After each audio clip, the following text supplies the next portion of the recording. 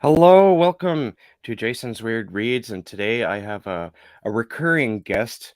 And if I was making a joke towards another guest that I had on recently. Um, he's been on the show a lot, and I was like, if you're on anymore, I'm gonna have to title you as like the guest host, and I think I'm gonna have to do the same with you, Mark. If you're on anymore, you're gonna be the guest host of Jason's Weird Reads. What do you think about that? Well, I always like coming by because you're weird, but you're fun. So, and that fits my personality as well. I think. Yeah. You know, my son, he's 9 years old, and he has like this weird stigma about being called weird. But both Mm. Jen, my wife, and I, we're both like, no, embrace. If people call you weird, embrace it because it's good to be a little bit different, right? I mean, who wants to be normal? Yeah. Well, I don't It's know. boring. I can actually kind of see where he's coming from. He's a kid. He's just trying to fit in, right? He Well, wants friends. yeah. The best part of growing up is when you grow past the desire to fit in. Yeah. Which is it's kind of a blessing when that realization that you don't need to fit in hits. Um, So it's almost Halloween. This is your time of year, right, Mark? it is. Yeah. I mean, We're both we're both wearing Halloween shirts, so that's Halloween. that's really cool. Yeah. We're Halloweens. But Nice. yeah, Halloween. I love how I've never outgrown my love of Halloween. I love this time of year. I could live in perpetual autumn. Yeah, me So, too. and it's the time of year when the entire world decides that, for this 1 month, it's okay to love the thing that I love 12 months of the year. So, Yeah. definitely a favorite time of year for me. One of my favorite, I think I've told you this before, but one of my favorite things about Halloween is how all the horror movies are on TV. And Yeah. and you like scroll through the menu and all you see is like horror movies or horror episodes of TV shows, and I wish it was like that more often throughout the year. I don't know why it just has to be for Halloween. And I remember as a kid, I loved that. I mean, because I'm older, I grew up when there were basically three channels. Um, Yeah. and we didn't have cable, but still, even then, like, they would show um, a lot of horror movies, edited for television. Yeah. And I always loved that. They still edit those shows like AMC. They they have one of the darkest shows with that zombie show. What's it called again?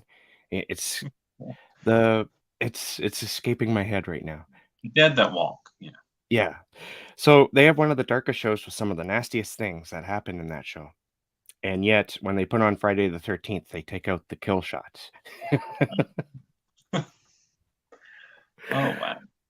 I find it funny though because I don't watch Friday the 13th for its gripping story. I want to see that nasty little ugh, you know? Ouch, that Well, would hurt. the Friday the 13th series in particular of what I considered the big three franchises from when I was coming of age. Probably the least story driven Yeah, for of sure. those, but they, especially some of the early ones, they had their fun. Yeah. I can't believe I forgot the name. The Walking Dead is like the most easy name. Maybe I should go get my brain scanned. See, I thought you were doing a bit, so you could have passed it off as that. Maybe. So, is there any horror movie that you like to return to every year? Is there something you watch every year at this time? Well, every October there are specific horror movies that we watch. We always watch because the Halloween series is at this point just to choose your own adventure, Mhm. and so we always go the route that we choose. So we always watch the original Halloween, Halloween 2, Halloween H2O, and then we call that a day with that series. That's the perfect little trilogy for us. And then we always watch the Blair Witch Project, and we try to get in Trick or Treat and Pumpkinhead, and sometimes Sleepy Hollow.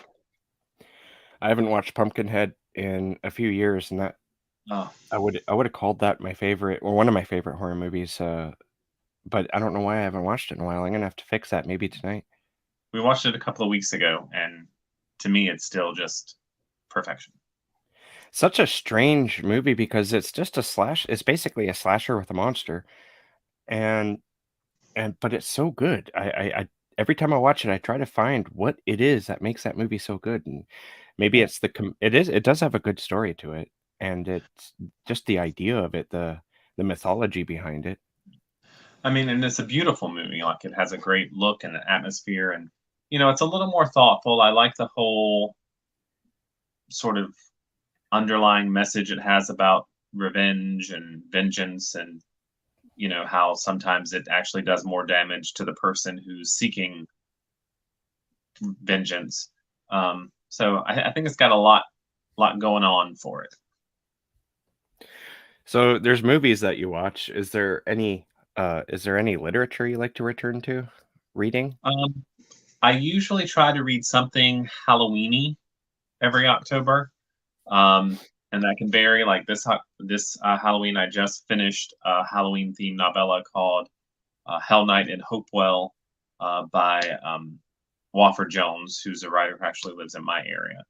Um, Mm, and so I don't go to a specific book every October, but I always try to specifically seek out something Halloween themed.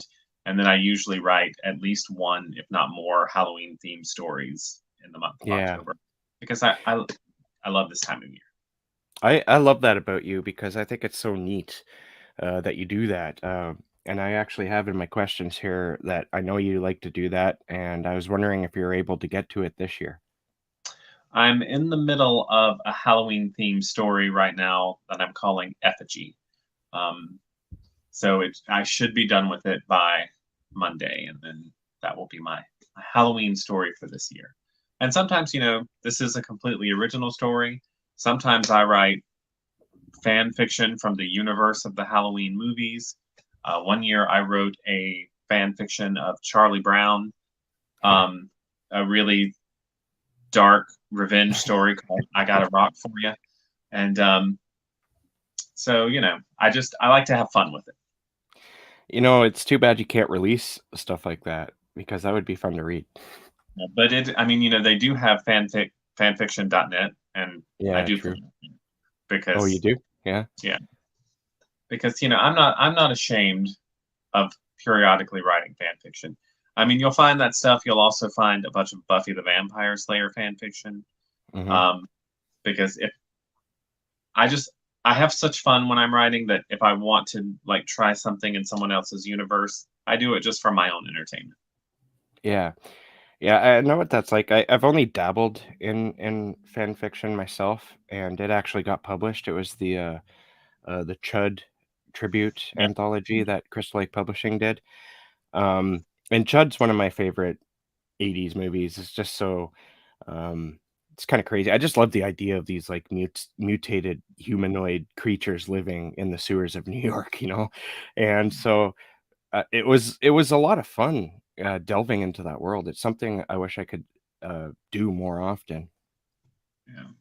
Yeah. So this year, I actually read a couple of shorter. I read a collection of short stories Mhm. for Halloween, but I also read October Roses Oh, uh, thank from you. yours truly, and I really had a fun time with it. It's a bit of a slasher, but there is a supernatural uh, bent in it.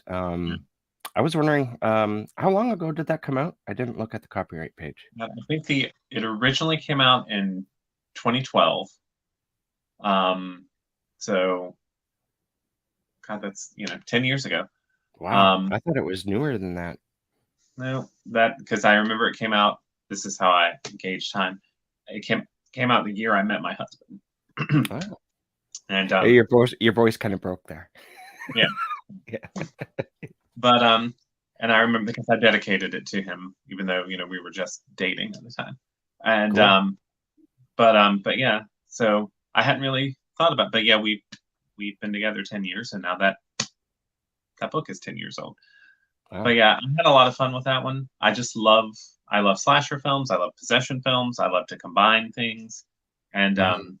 it was set on the campus of my alma mater, where I went to college, and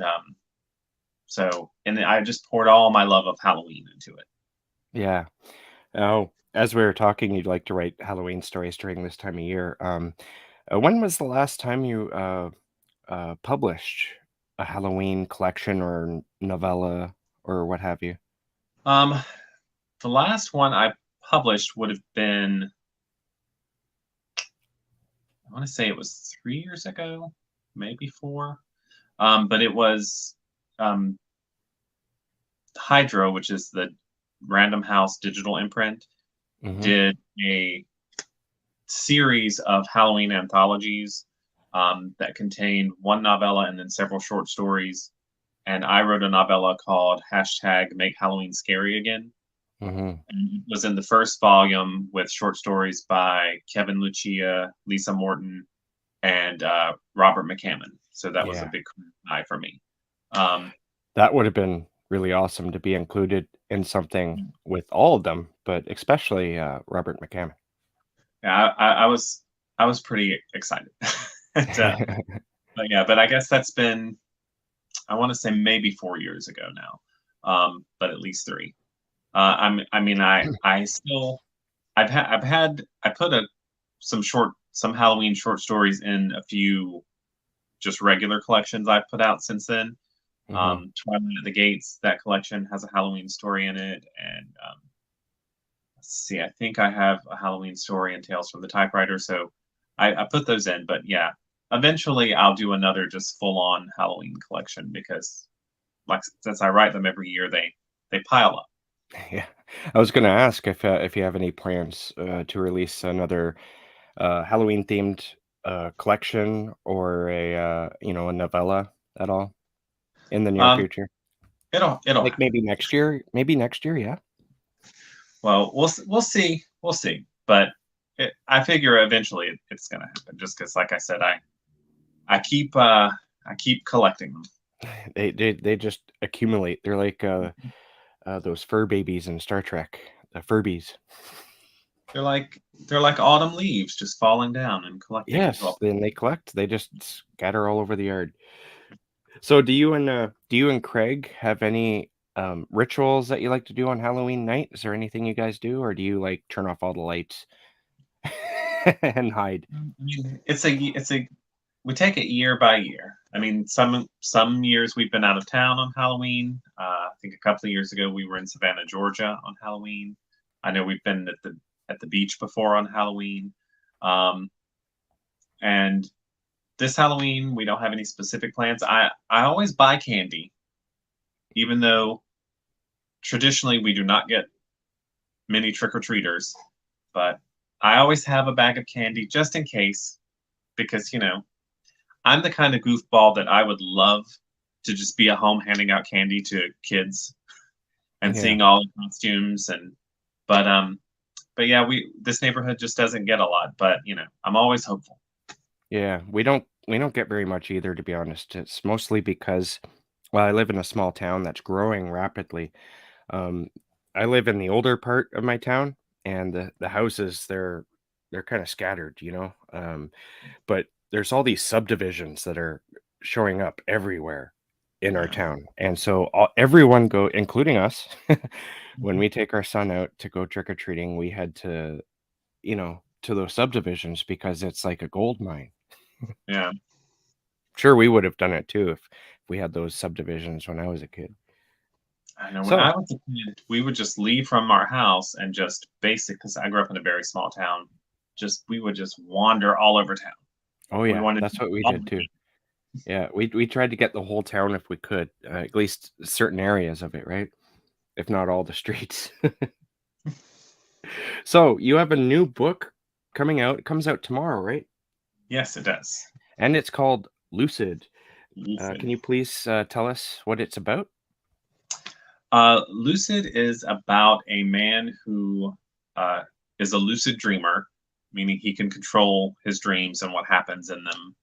And to sort of escape his less than satisfactory life, he sort of creates this perfect world in his dreams that he can, escape into when he's asleep. Um, and there comes a point where he gets into an accident that leaves him in a coma that traps him in the dream world he's created, which doesn't seem so bad at first. but then the dream starts to turn against him, and he's sort of trapped in it. And it's kind of a horror novel. It's a dark fantasy novel. Um, there's a whole lot going on in it. Um, but it's one of the more ambitious things that I've written. But I think it came together really well in the end. By ambitious, do you mean like the complexity of the story? Is it, or is it very long? It's not super long. I'm not a epic doorstop kind of a writer.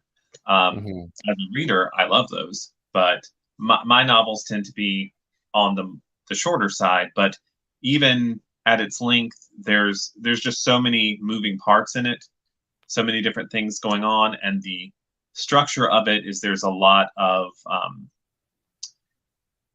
stuff that's told non-linearly. There's a lot of moving back and forth in time, um, and I wrote it in a very instinctual way, in that even though I'm not normally ever much of an outliner, I started this one with even less of a roadmap in my head and just let it develop. Because on some level, I wanted it to have sort of that disjointed, surreal feel of a dream, since so much of the novel takes place in a dream. Hmm. Um, and some of the time movement, and just that going into it, and just, I mean, every day I would just sit down and think, what am I going to write today, without having given it a lot of forethought. um, so the writing of it was more ambitious, and like I said, because there's just so much going on and so many moving parts, it felt like I was crafting it. I mean, not that all my novels are crafted, but this one just, it felt different to me. It felt like I was trying to pull off something a little more tricky. And do you feel that you succeeded? Um, I think so. I think so. And I worked with my editor to go back, because of the way it was written, there were parts I needed to smooth over, move around a few things. I cut a few scenes that seemed a little redundant. So the editing maybe was a little more involved, but I do think it really came together, and it flows very well. So, there's a lot of people who say that this wouldn't be the book it is if it wasn't for my editor. Would you go with that on this book?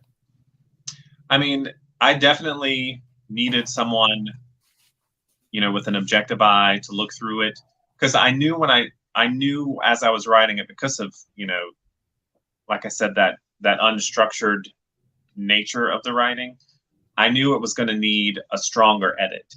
Um, and it was helpful to have somebody else to look through it and say, this scene isn't really necessary, because a lot of the information you're already getting from this other scene. And because, everything is so close to me, having written it, that was really invaluable. So, um, I mean, the bones of the story were there. He just helped me sort of excavate it and make it the cleanest, strongest possible form. Very cool. And who's publishing it? Valhalla Books. Ah, They yes. published my novella To Be, and it's a lot of fun working with them. Adam Messer is the head of that company, and so yeah, it's coming out from Valhalla. Very cool. Now, I remember actually you writing this book because you used to give updates on it, and I actually really enjoy that when there's only been like a handful of authors that have done this that I've at least observed and then went and read the book. And I always find that curiously rewarding. You don't do it. You do mention that you're writing, but with Lucid, it seemed with your like Facebook posts, it seemed to focus on what you were doing. Do you have any plans of doing that again at all? I think so. I mean, right now I'm focusing a lot for the rest of this year on short fiction. Um, but I do really like that when I'm working on something longer, just those periodic updates. I even like seeing it, like, down the road on my Facebook memories. I like seeing Hmm. that, and it'll remind me of where I was and what inspired a certain point. So yeah, I definitely think I'll do that again. I mean, the I wouldn't say it's a downside, but sometimes, like the novel I started immediately after Lucid, I ended up putting aside because that happens sometimes. I'll get Hmm. partway through it and I'll put it aside for a while. In this case, I decided I wanted to just do short stories for the rest of the year. So, you may start giving people updates of something that doesn't get finished for another, Mm, year. yeah, very true. Or But doesn't get picked up at all. that's true as well. Because I know I have an unpublished novel called Triangle right now that I know I gave a lot of updates on. Um, but it's a very different kind of book, so I'm still figuring out what I'm going to do with that one. And I know I Yeah. did a lot for. I had a book out earlier this year called The Advantaged, and it took a while for that one to find a home. So Hmm. I think it's fun, and I think it's good for other writers to see. Sometimes it is okay to put something aside for a while. It is okay if something takes a little while to find a home, Yeah, because it's just all part of the process. absolutely.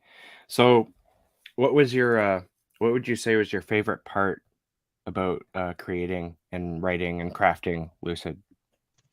Um, I think it was because it is about dreams, which I find dreams fascinating anyway. It's just like this weird phenomenon where our subconscious tells stories to ourselves while we're sleeping.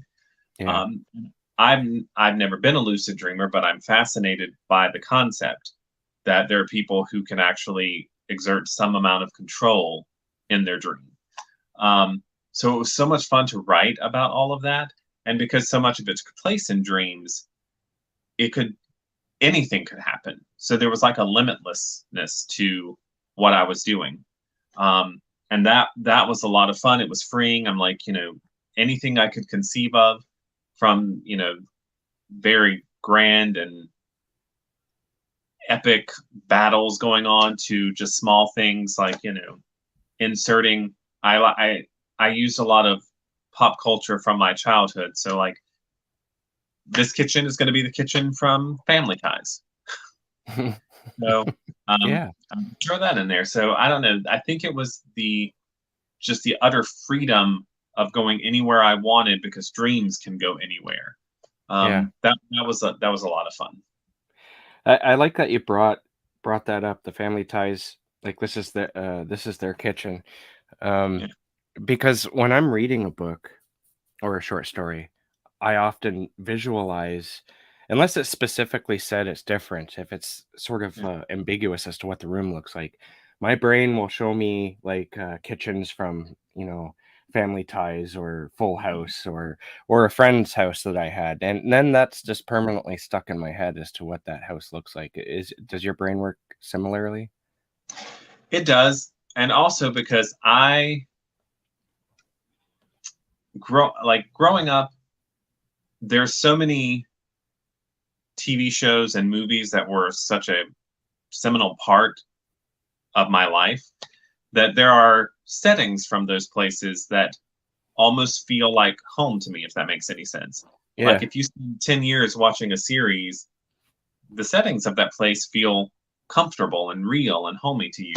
So I kind of thought, like, well, if you're crafting this perfect world in your dream, sometimes you're going to draw from those things, those places and other stories that meant so much to you, and just weave them into your perfect world. Yeah.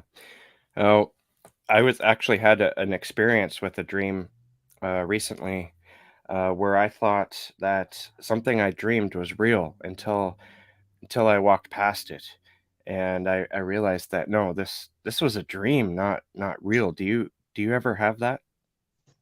I mean, I can think of things like that, like sometimes where I have to stop for a minute and think, like, did I have this conversation with this person, or did I dream I had this conversation with this person? Yeah, Um, because that's the great thing about dreams. They can be just wild and weird and surreal. And then sometimes, you can just have a mundane dream where you're literally just telling somebody something that happened to you, and maybe the thing that happened to you was real, but you're dreaming that you're sharing it with someone. Yeah. Um, and so in that way, like they can sort of, because even though dreams aren't real, they're part of our memories. Hmm. So they can get intertwined in a way that sometimes you do have to take that moment to think, is is this a memory of something that happened or a memory of something I dreamed happened? Yeah. I find that dreams can really mess with reality at times when things like that happen. But that's part of what makes life less mundane and less boring at points. So that's not such a terrible thing. Now, before we move on, there's one more thing I want to know about Lucid. I want to know what you would consider the absolute biggest struggle you had while writing it. I think, again, because it was so unstructured and that I might not know, like I would finish writing for a day and I would have no idea what I was going to write the next day. I would just come in here and sit down and just start and figure it out. And because of that, sometimes I went off on tracks that I would realize this isn't going anywhere or it doesn't help the narrative. And so I'd have to backtrack, find a place to cut, and start fresh. Um, I mean, I don't mind doing that. That's part of the process too. And every part of the process, in some ways, even when it's difficult, is kind of fun for me. Um, but yeah, I mean, I had to do that a lot more than in other works where I had more of a roadmap in my head, because that's just the risk I was taking. Like sometimes I'm going to go off on tangents that aren't going to end up being relevant or have a payoff, and then I'll have to cut those, because sometimes in the editing process you have to be a little vicious just because it has to serve the story. And Hmm. because of the way I wrote it, I had to do that a lot more with this one. But ultimately, I thought it was very rewarding. Very cool. I can't wait to read it. Um, it sounds very interesting. I have a fascination with dreams Yeah, and how me they too. can mix with reality uh, and so yeah, I'm very much looking forward to it. Now, when you were talking about Lucid, you did mention something about the next question I have, and that's another book you released really recently, and you released it in September, and it's not a horror book. I was like, what? Of course, I'm talking about The Advantaged. It's more of a coming of age romance story. Am I correct about that? It is. It's a coming of age story with a little romance in it. And I mean, the thing about me is I'm a horror guy. I love horror. I'll never deny my love of horror, but I also love a lot of different things. Hmm. Um, and so, as a storyteller, I have different interests too. That really manifests a lot in my short stories. Um, most all of my short story collections have a certain number of stories in them that aren't horror. Um, but every now and again, I will get a novel idea for something that's just completely um, outside that genre. And it can be really exciting to do that just because, I never want horror to get stale for me. So sometimes taking a break and writing something else is is good for me. And with the advantage, I had this idea, I got really excited about it, and it was just great to sort of explore that. And it was kind of freeing to say, okay, so this is all grounded in the real world, and I don't. It was a great experience. I was very proud of that book. Yeah, I've noticed with your short fiction that you can take a turn. I often praise you for that because one short story almost make you weep because it's so brutal and nasty and humanity sucks. And then the next story will show you just how good humanity can be, and you're just like almost weeping again because okay, there is hope. There is a light. I love to have that eclectic nature. I mean, some of my favorite writers like write so many different kinds of things, and when the only real rule I have for myself when I'm putting together a collection is I want to make it as eclectic as possible. Um, and in some ways, I feel like that can really grip the reader because you don't know what's coming next. You don't know what kind of story you're going to get next. And it's kind of fun. I know I've had stories where people say that it felt at the beginning like it was going to be a horror story, and then it was surprising to them because it wasn't. Um, so even though it might not have had like a twist ending, it felt almost like a twist to them because it went in a direction they weren't expecting. So Mm. I like to diversify in my subjects and my tones when I write. Speaking of like with your novels, there's not too much of that diversity. This was, I would say, definitely the biggest diversion that you would take in your novel writing. Do you see this becoming more of a trend in the future? Well, I definitely have. I mean, I have a lot of novel ideas. I have two incomplete ones that I want to go back to at some point and finish. But I, some of them are horror. I have a couple of non-horror ideas that are really exciting to me. I have one non-horror novel that's completely finished that I haven't done anything with yet. So I think I'm going to go back and forth a lot going forward. Because even The Advantaged, I had that idea a long time before I wrote it because it wasn't the kind of thing I normally write. And not that Mhm. I'm afraid to go into those places, but I just had so many horror ideas. I just kept going toward those, especially since I knew publishers that, I could go to with those. But I think now I'm probably going to bounce around back and forth a lot more. Awesome. Now I know a lot of people who watch my channel and even horror booktube a lot. Uh, a lot of them like coming of age stories. So would you mind telling us what that one's about? The Advantaged? The Advantage is a novel about a young man who um, he goes to a tech school. He always dreamed of going to this other big university in his town, and he likes to go there and hang out sometimes, just because it's a beautiful place. There's a lake, and when he is there one day, he ends up getting pulled into this conversation with some of the university students there, and because he's had a pretty traumatic past, he's not very good with people, and he's surprised by how warm they are and how much they sort of take him in. And because he's there, they naturally assume he is also a university student. And because he thinks he's not going to see them anymore and he doesn't want to lose this camaraderie that he feels in the moment, he lets them think that. But then it turns out he ends up getting more entwined with this group of people. He ends up falling for one of them. But now he's sort of trapped himself in this lie and he's trying to find some way to get out without ruining the friendships he's finally started to make. Hmm. It's an interesting way you're describing that. It made me think it that could have been a horror story too, but it also could have been a comedy. Like there's almost any way that could go. So it'd be interesting to read and see exactly I mean, what you do with it. I think I think it does have a certain amount of suspense. There's also some humor in it. Hmm. But I wanted to explore one the way that I wanted to write something that didn't have a traditional antagonist paradigm. I wanted to write a book where the reader hopefully likes all the characters. And Hmm. even when the characters do questionable things, I wanted to make them real enough that you understand why they did it, even if you don't condone it. Hmm. And I felt like that would lead to a certain amount of suspense because if you like everyone, but it's a situation where someone's bound to get hurt, it it sort of develops all these conflicting emotions.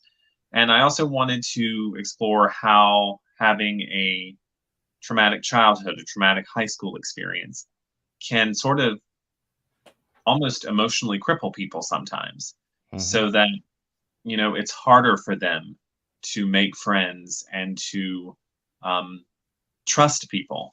And I wanted to sort of go over that and also just the nature of lies and this idea that some lies are harmless, are little white lies, when really they're just a seed that could sprout something, much bigger, some much bigger problem. So I was exploring all of that in what I hope is a very entertaining and gripping story that maybe will wring a little bit of a emotion out of the reader. Very good. So when you came out with that book, it made me think almost immediately of another writer, Rick R. Reed. Mm. Um, I I've been following that guy since like MySpace days when he was strictly horror. I don't think he writes horror anymore. He writes mostly contemporary romance. He, Um, I think every now and again he delves back into the suspense area, but yeah, he yeah. sort of transitioned into romance. But yeah, I Rick R. Reed. I first read him back in the early '90s when he was publishing with the Del Abyss line. Hmm. Um, before I even had the internet. But yeah, he's a pretty cool guy, and I really liked his work too because I've read some of his horror, I've read some of his more recent work, and and then he uh, he wrote a book called the Man from Milwaukee, which isn't directly about Jeffrey Dahmer, but it sort of weaves some of that into a narrative that was really surprising and good. So yeah, Hmm. Rick R. Reed is a good one, and Rick R. Reed actually provided the blurb for The Advantaged. Yeah, that could be why I thought of that. I'm not sure, Um, but yeah, that's pretty cool that he blurbed your book. yeah, he's a really nice guy. I mean, I've only ever interacted with him online, but you know, they asked me if there was anyone I thought I could send it to, and I thought of him because because he had made that transition. Hmm. Um, and so I thought, that would be a good person to send it to. And he was very generous and said some kind things about the book. Yeah, I talked to him once on the Darkness Dwells podcast, and he was a really, really cool guy. Yeah.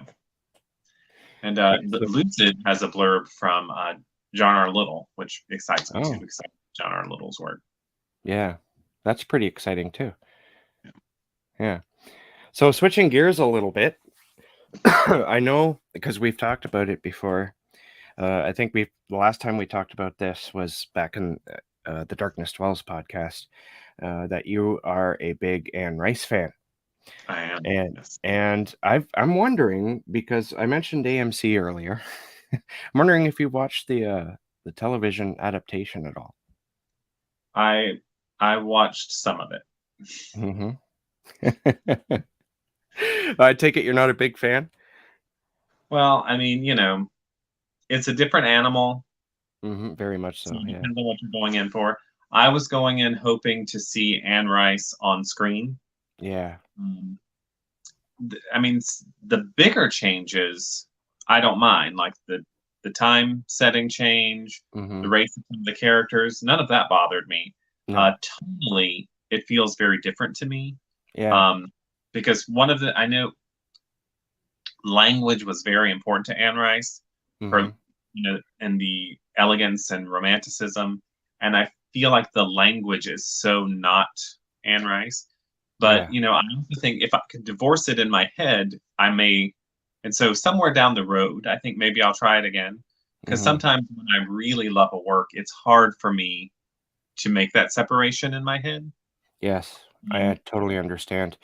I I feel like I would have to think of it not as an adaptation of her work and just see it as something else. But for right now, I think I'm gonna.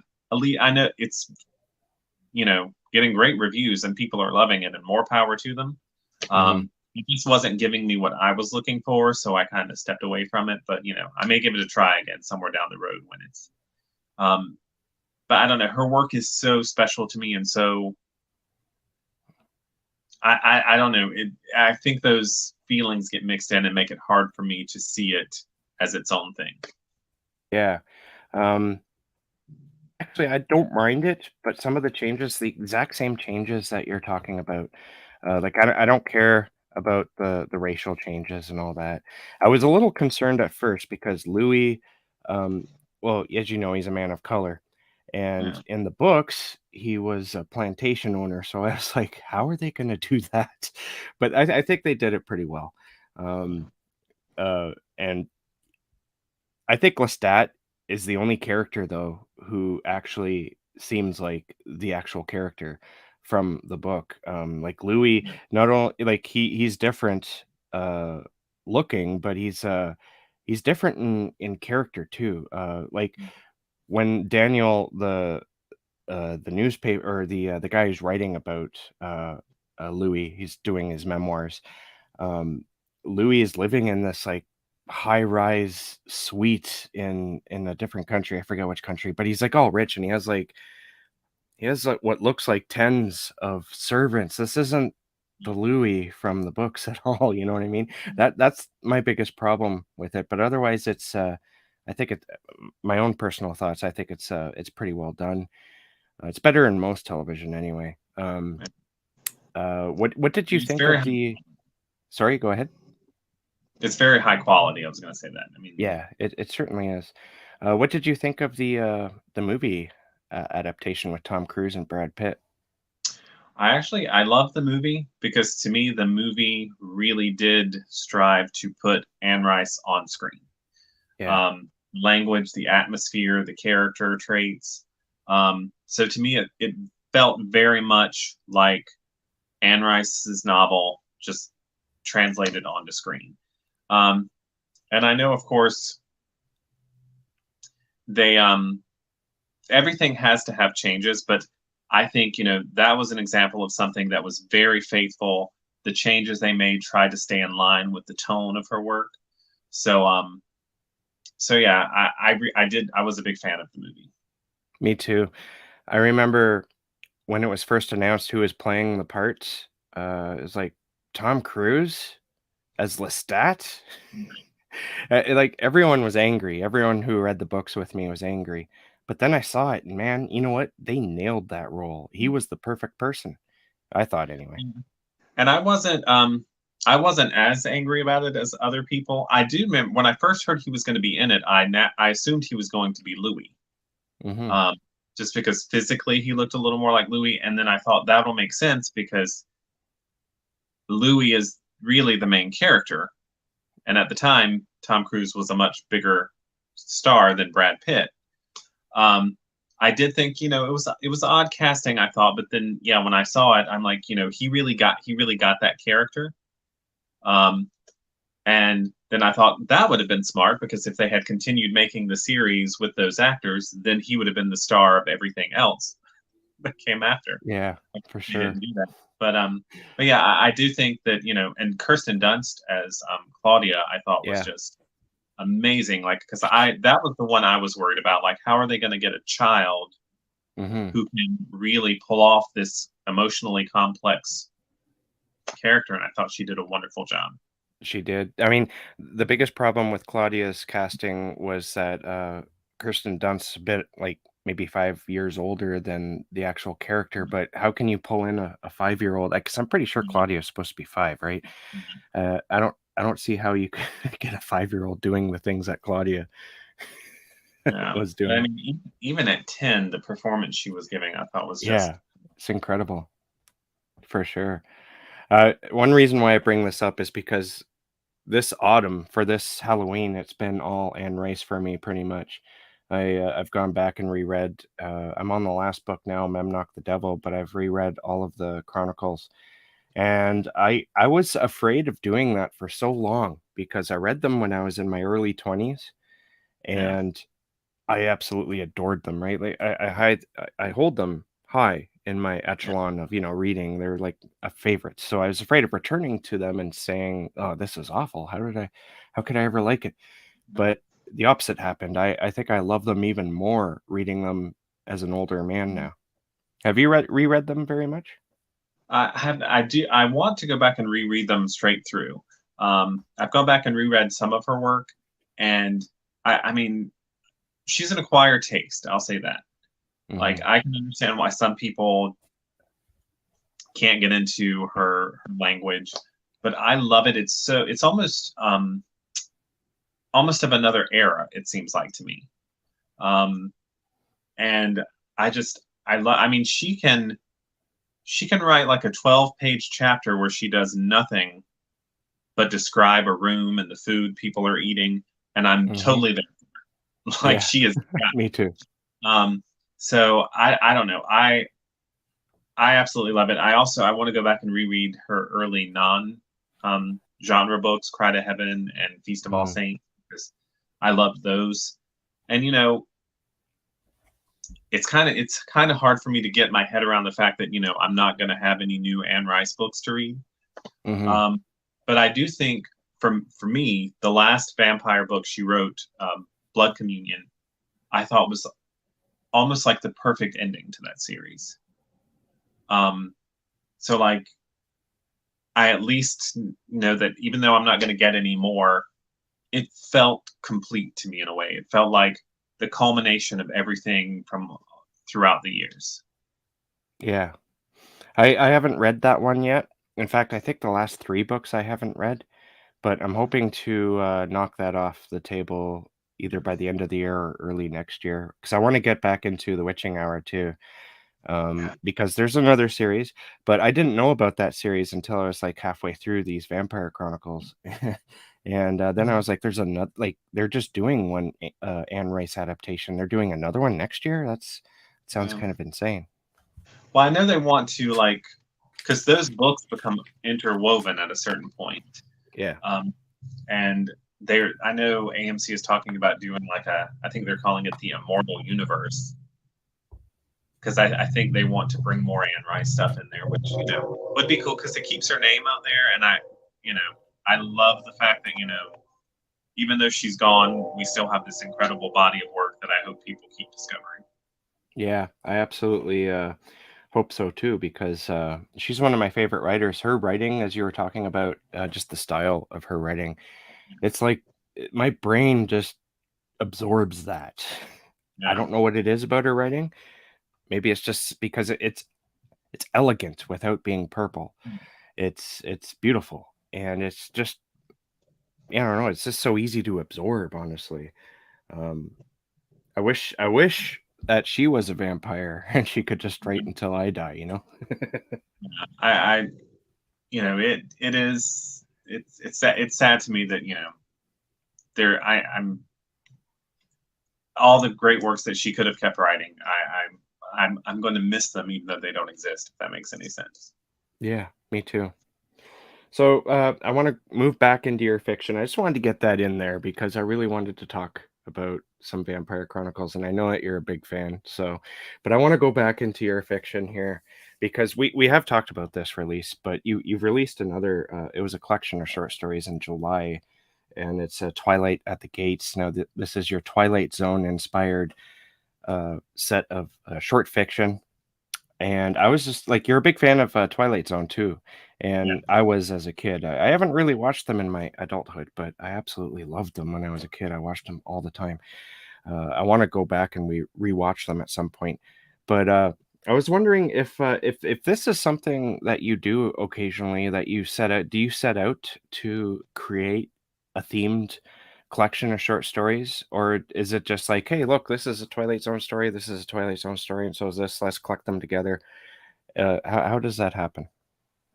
I don't normally do that, except for specific instances. Like I was specifically approached by a publisher, Unnerving, once for a collection that they wanted to be themed. So I chose stories of that were all about writing or writers, and so that was a themed collection called Tales from the Typewriter.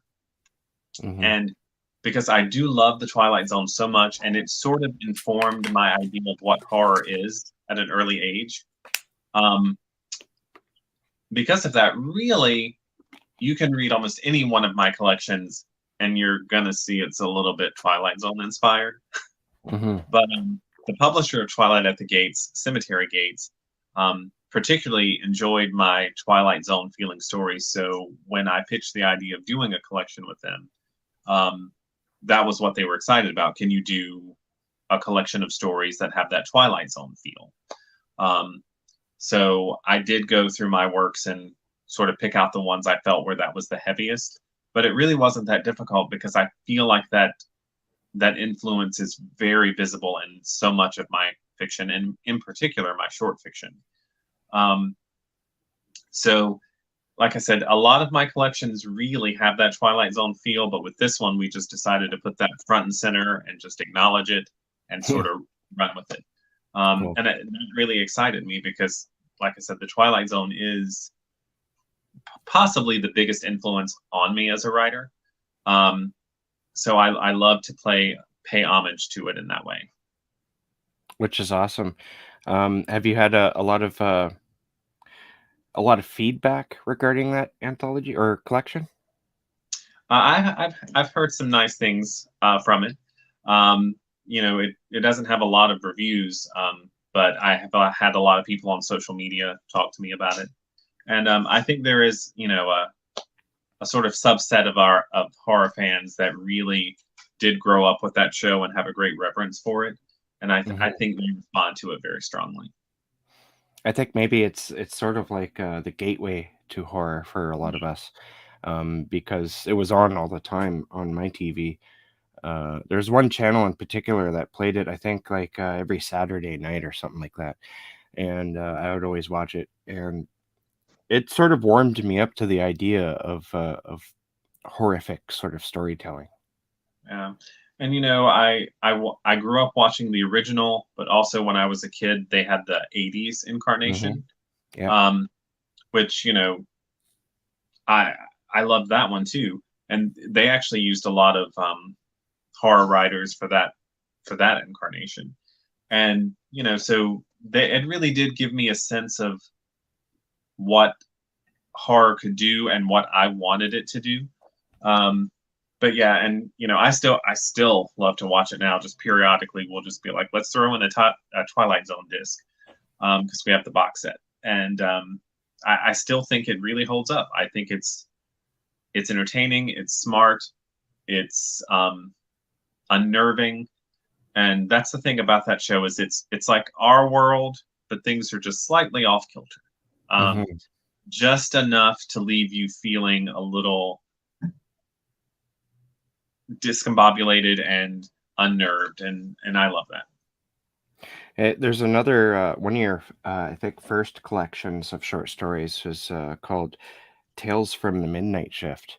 Are all those stories like are they actual all stories about somebody working or people working on the midnight shift or at least life on the midnight shift?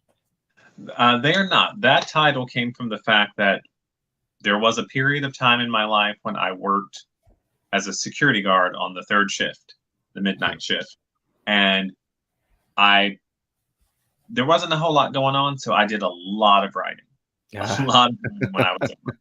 And I used to tell, I mean, this was before I had ever even published anything. And I would tell myself, if I ever get a collection, I'm going to call it Tales from the Midnight Shift. And when I got my first collection, that's what I called it. Yeah. Um, and I did eventually write a story called Midnight Shift about a guard working on the midnight shift, but that appeared in a different collection and was not in Tales from the Midnight Shift.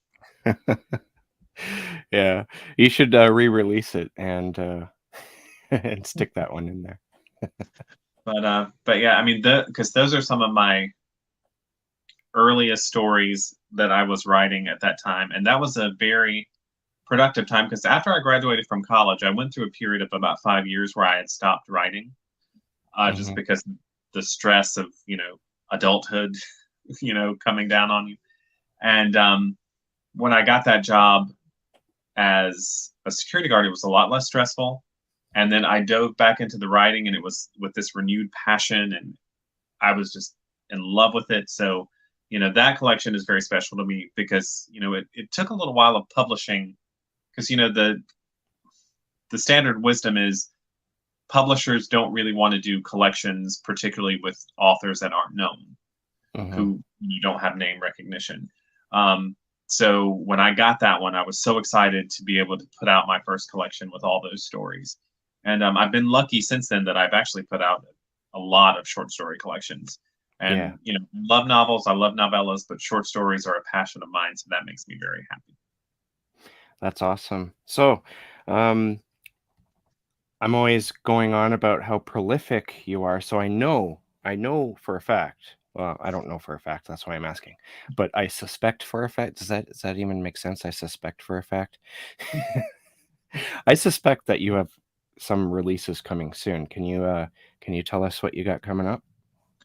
Well, this year has been a very prolific release year.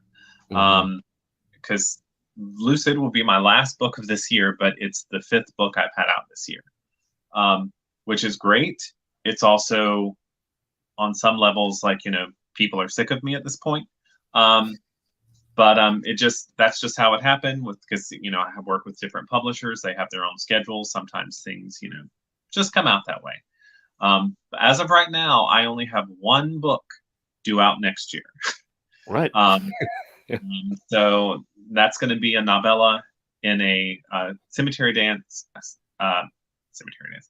Crystal Lake is doing a series of novella collections where it's novellas by different writers in each volume Okay. with different themes. And we don't have a specific release date yet, but next year we're going to be doing one that is a suspense theme, and my novella Septic will be in that. I do have some other things completed that I have, and I have at least one that I've submitted but I haven't heard back from. So it's not guaranteed that will be the only book I have next year, but as of right now, that's the only book I know coming out next year. But yeah, this year has just been a ride of every time I turn around, I'm hawking a new book. But I love them all; they're all great. You can That's awesome. pick whichever ones you want and buy them. That's awesome, though. Honestly, this year, and I don't think anyone's getting sick of you. I know I'm not. Um, I know that some people have talked to me about reading your stuff because they found you through my channel, and they're always, I've I haven't had anybody complain yet, and so I hope to continue to introduce your work to newer people and to let people know who might not know otherwise that you've got some new work coming out. So you're always invited here, and I Appreciate think it. I think that I think that's all my questions. I actually got to them all. I'm very happy. I was hoping I was going to cut out the Anne Rice stuff, but I ended up moving it while we were Well, talking because I was just like, I need to talk about that. I I, really need to I talk can talk about that. about Anne Rice all day. I do. I love her work. Even the books of hers that aren't my favorite, I can just marvel at the fact that she went there. The thing Hmm. I always loved about her is she did what she wanted to do, Hmm. no matter if people thought it was going to be too weird or if she made a segue into some other kind of writing for a while. Or if She it was just blasphemous, because she yeah. could be very blasphemous. And then for a period, she was writing religious books, Yeah, and yeah, yeah, but she just did whatever in the moment she was passionate about, and I love that about her. And yeah, so I could rhapsodize about Anne Rice all day, but yeah. Me too. All right, so I'm not going to hold you hostage any longer, but I do want to thank you for coming, and I want to thank everyone who showed up and gave comments here and there. Thank you for coming and listening to us jabber on about Mark's work and Halloween and Anne Rice. All right, thank you, Mark. thank you so much for having me on, Jason.